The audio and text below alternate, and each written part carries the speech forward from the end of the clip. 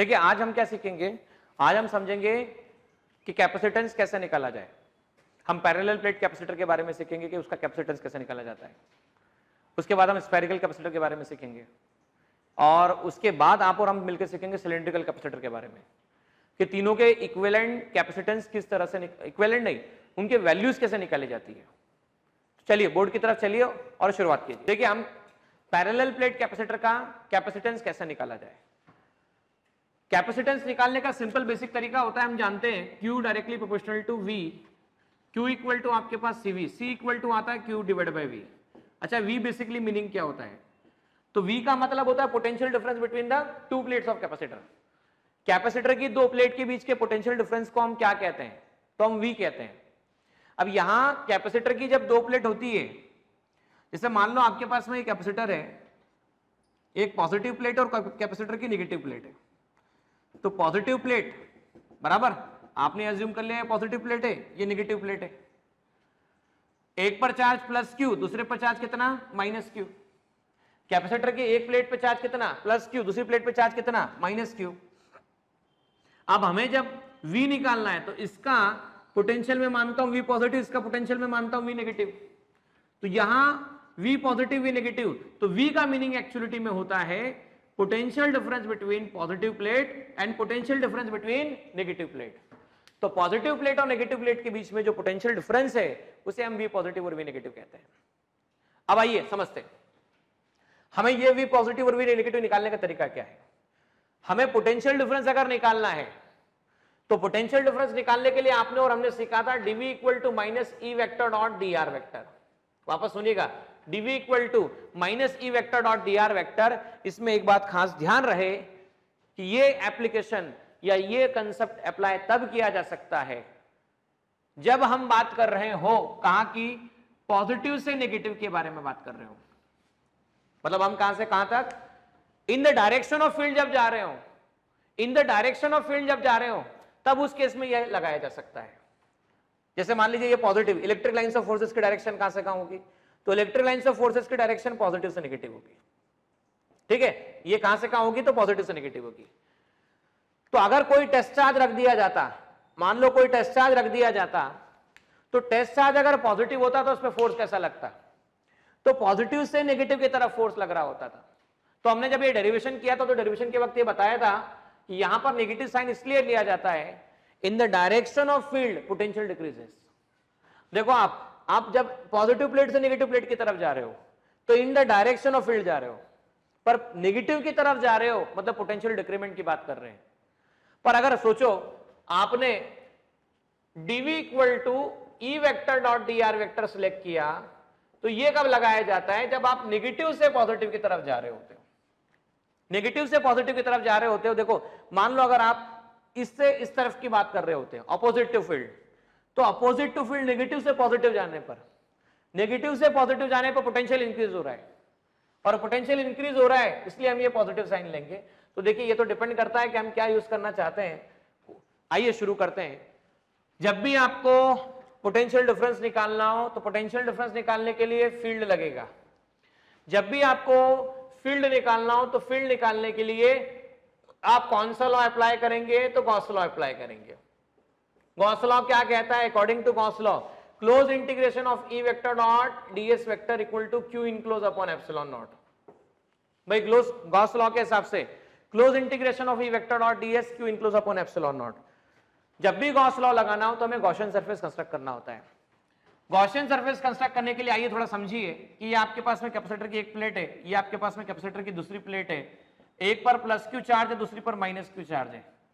देखिए मैं Gaussian surface construct करता हूं, जिस गॉसियन सरफेस का स्ट्रक्चर कुछ ऐसा है,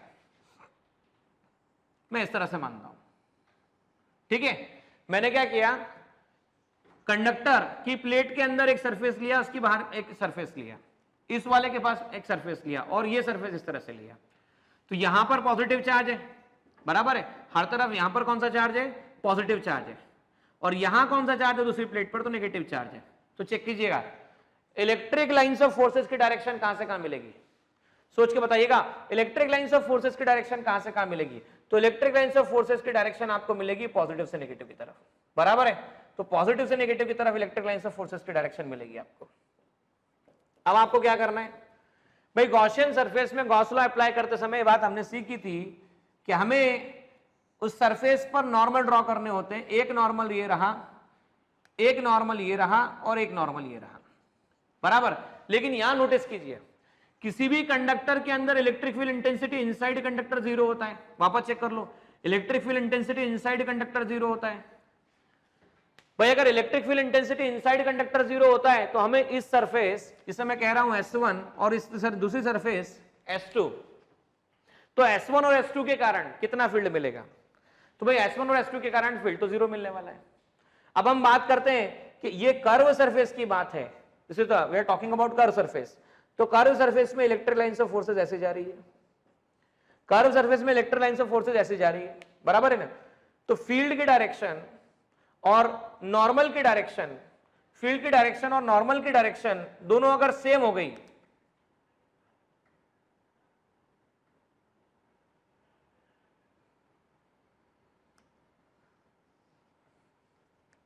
देखिए यहां पर हम क्या करेंगे, अगर हम दोनों के अंदर ले लेंगे तो हमें यहां पर नॉर्मल लेने की पॉसिबिलिटी नहीं बन पाएगी। तो हम दोनों क्लोज सरफेस के बारे में बात नहीं कर सकते, हम बात करेंगे थोड़ा सा ऊपर की तरफ कोई सरफेस होगा उसके बारे में। तो देखो यहां पर उस सरफेस का नॉर्मल मान लो N2 है, उसका नॉर्मल कितना है? N2 है। अच्छा नॉर्मल N2, फील्ड, दोनों के बीच का एंगल चेक करो, तो दोनों के बीच का एंगल 0 है। तो आप लिख सकते हो mod E mod ds cos 0 close integration q enclose upon epsilon not. इसके अंदर जो चार्ज होगा डिवाइड बाय आपके पास एप्सिलॉन नॉट की बात कर रहा हूं, E close integration ds q enclose upon epsilon not, ऐसा लिखा जा सकता है। आइए ds के बारे में बात करते हैं। यहां का सरफेस मैंने मान लिया, सपोज ये सरफेस कितना है आपके पास में? डेल्टा है, ऐसा मैं मान लेता हूं। ये सरफेस भी डेल्टा है, तो E ये टोटल डेल्टा A आ गया आपके पास में। अच्छा क्यू इनक्लोज कैसे निकाला जाए? क्यू इनक्लोज निकालने का तरीका, इस प्लेट का चार्ज प्लस क्यू इसका एरिया ए, तो सिग्मा कितना हो गया? Charge per unit area. भाई इस प्लेट का चार्ज कितना? क्यू, एरिया कितना? ए, तो सिग्मा कितना हो गया? चार्ज पर यूनिट एरिया, बराबर। अब मुझे निकालना छोटे से एरिया से चार्ज कितना होगा, तो सिग्मा इस छोटे से एरिया में कितना चार्ज इनक्लोज होगा मुझे ये निकालना है, इतने से एरिया में कितना चार्ज इनक्लोज होगा। तो charge per unit area, charge enclose upon delta A, तो चार्ज इनक्लोज आ गया delta A into Q by A, ऐसा लिखा जा सकता है। तो आइए चार्ज इनक्लोज को क्या लिख दिया जाए? 1 upon epsilon naught into charge enclose आ गया delta A Q upon A, तो यहां पर डेल्टा ए और डेल्टा ए कैंसिल हो गया, तो इलेक्ट्रिक फील्ड इंटेंसिटी आपके पास आ गई Q upon epsilon naught into A. तो हमने गॉसियन सरफेस की मदद से इलेक्ट्रिक फील्ड इंटेंसिटी निकाल ली। अच्छा इलेक्ट्रिक फील्ड इंटेंसिटी निकाली तो पोटेंशियल निकल जाएगा। अच्छा पोटेंशियल डिफरेंस निकला तो Q divide bye potential difference की वैल्यू निकालने पर कैपेसिटेंस निकल जाएगा।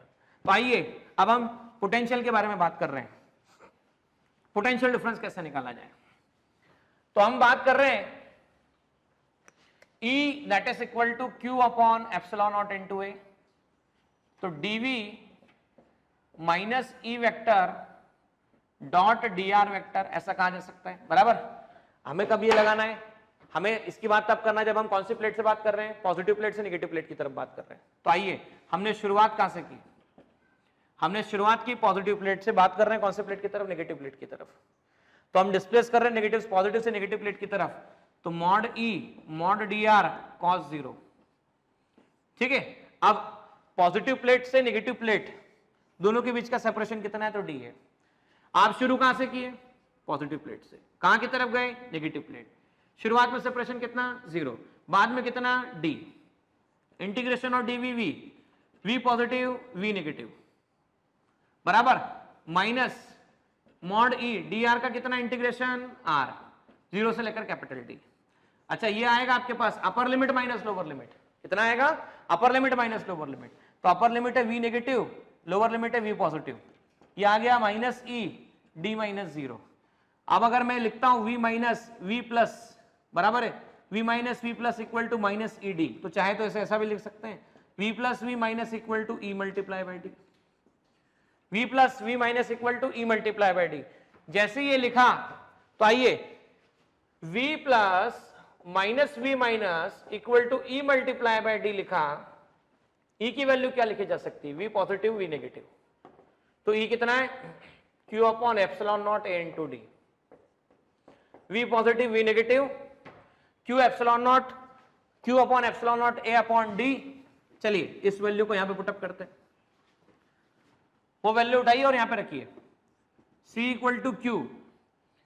तो ये आ गया q d upon a epsilon naught, q से q कैंसिल, आंसर आता है epsilon naught a upon D. So c will become epsilon naught a upon D. ठीक है, तो capacitance of parallel plate capacitor आ गया आपके पास में epsilon naught a upon D. अच्छा चेक कर लो यहां पर कैपेसिटेंट डिपेंड किस किन बातों पे कर रहा है? तो कैपेसिटेंट डिपेंड कर रहा है एरिया पर, कैपेसिटेंट डिपेंड कर रहा है सेपरेशन पर, और कैपेसिटेंट डिपेंड कर रहा है मीडियम पर जो उनके बीच में एग्जिस्ट कर रहा है। देखिए जब मैंने ये वर्ड एक्सप्रेशन जब डिराइव किया तो डिराइव करते समय हम लोगों ने क्या क्या अजम्पशन माने हुए हैं ये थोड़ा समझ लीजिएगा। हमने अजम्पशन माने हैं कि कैपेसिटर की ये प्लेट पॉजिटिव और कैपेसिटर की ये प्लेट नेगेटिव। तो उस हिसाब से ये जो डी सेपरेशन है ये इसके मतलब डी सेपरेशन और इसकी साइज के बारे में बात कीजिए। तो डी सेपरेशन और इसकी साइज के बारे में बात करते समय बात नोटिस करना, ये पॉजिटिव प्लेट या नेगेटिव प्लेट सेपरेशन छोटा, ये इतना स्मॉल होना चाहिए कि इसके कंपैरिजन में ये वाला सेपरेशन प्लेट का लंबाई या लेंथ या डायमेंशन बहुत लार्ज होना चाहिए। अच्छा जब डायमेंशन लार्ज होगा, प्लेट का डायमेंशन लार्ज होगा, ये बहुत छोटा होगा, तो ये होने वाला फील्ड लगभग यूनिफॉर्म होगा। पहली बात तो ये हमारा असम्पशन।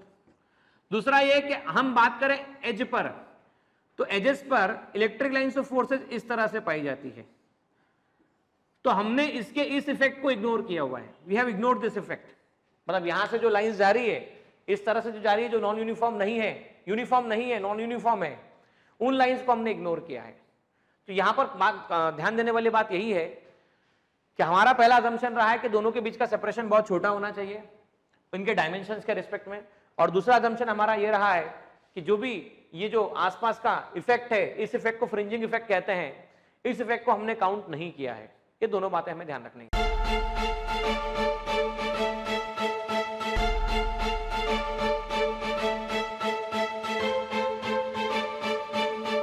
पुरोहित अकॅडमी, मेन ब्रांच प्रभात चौक, MJ कॉलेज रोड, लोकमान्य हॉस्पिटलच्या बाजूला, जळगाव आणि पांडे क्लासेस जवळ, बंधन बँके शेजारी, ट्रॅफिक गार्डनच्या समोर, जळगाव।